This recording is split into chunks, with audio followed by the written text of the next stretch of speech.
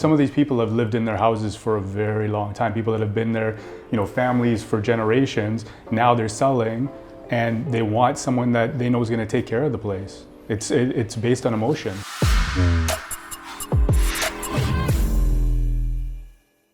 Chevy asked one thing. He's like, "Wait, I don't get it. Isn't you just put more money into it?" Well, look, there's limits on how much money people can put down, and it's not always the highest price that wins a bidding war. Generally, that is the case. You're right. But like as Mark said, right now there might be a chance where you have millions of equity that you've completely paid off the place because you own it for generations, and it's not about like what's another 10 grand gonna do, 100 grand. Do you know what I mean? Like it's money. Don't get me wrong, but that's not everything, right? There's situations where you might accept a lower bid because you look at the highest bid and you think that they're kind of flaky, and then you Google the second person, right? Or even all of them, and you realize that the next person has some significant wealth, and you know that they're going to be able to close, maybe, right? Maybe you look at they show you a pre-approval or a credit report or something, right? And you know that there's going to be no problems. Or maybe you've worked with an agent before, right? So that actually happened right now, last night. I didn't tell you, but we closed on a deal yesterday because it was conditioned. We got outbid from the highest price at $1,015,000, and the agent had a feeling that buyer was flaky, all right? So of course, inevitably they backed out. So he called me up, "Hey, your client's still interested?" And I said, "Well, not at $1,015,000, at $975 where we're supposed to be." And guess what? We got the deal. So, wow. Right? Because they backed out. Yeah, because they know that I'm not flaky. They know my clients are serious. They know about the issues with the condo. Actually, it's in your building. But they know about the condo. They know there's a lawsuit or whatever. But they also know how to explain it, because it's actually beneficial to the corporation if they win. So things like that, right? Like it's not always the highest price that wins the bids. There's other strategies that you can use. And the biggest strategy I would say is, as an agent, is to find a deal that you're not competing with. Go off market, sell it to somebody where they don't have to deal with showing. The seller doesn't have to deal with showings. They don't have to deal with 100 people through their door, right? And we can sell it to you at the price you want and the terms you want without having to list it.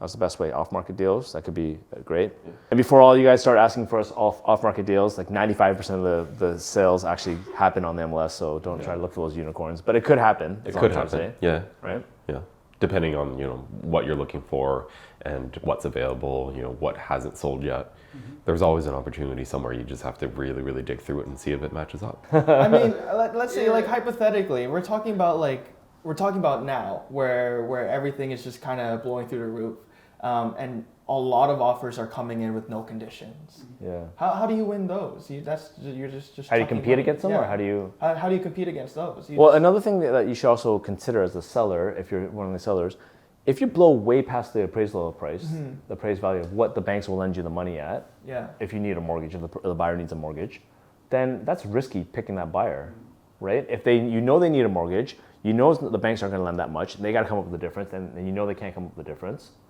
I wouldn't select that because that deal's going to fall apart. Because I got to make my plans in 2 or 3 months when it closes.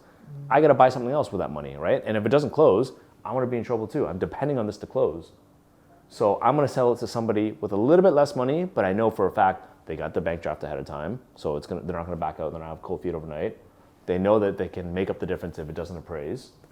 Right, so I'm going to pick that buyer over the other one just for a little bit more money. So last year we actually won a multiple offer bid, even though there were 7 other offers. It was right in this neighborhood, because the couple were genuine, they were raw, and they filmed a homemade video about who they were, and sent it to the sellers. Oh, like a video resume. An actual video message. No, but for renting it's huge because they are invested in that property, so they want to make sure that who they're getting in is who they want. When you're purchasing, the difference is that it is based off of the individual person selling. So if the person has an attachment to the house, then doing stuff like that, like showing who you are, video, pictures, a letter, a personal handwritten letter, does help. And we work really hard to flesh everything out. Like when we talk to a client, we're not just trying to get to know what you're trying to look for, what kind of house you're getting into. We try to know each individual client so that we understand what their needs are, we understand who they are, and we can present that to anyone that we're working with. It's all about building that trust and getting to know who they are and working with them. So salesy. It's the process. We like to know people.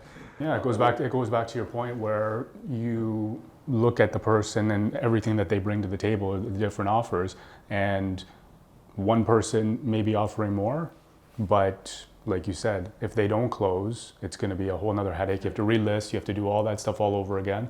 Whereas if you take an offer that's a little bit lower, you know, you and the person like, you know, they're going to close, it's peace of mind. And how do you know the market won't drop, right? Yeah. By the time you relist it again, because several months could have passed, and the market value is going to drop. That's why our experience is really important, because like we're able to gauge and we're able to make somewhat educated predictions based on our experience on what's going to happen and what is reasonable when it comes to the offer process and what we expect a property to actually sell for and what terms are reasonable for it. You know, he's a good salesperson when he's always closing. So that being said, if you guys have any tips and if you need any tips, I should say, about selling and you're thinking about selling, you can always give us a call, reach out to the website below, and book an appointment to talk.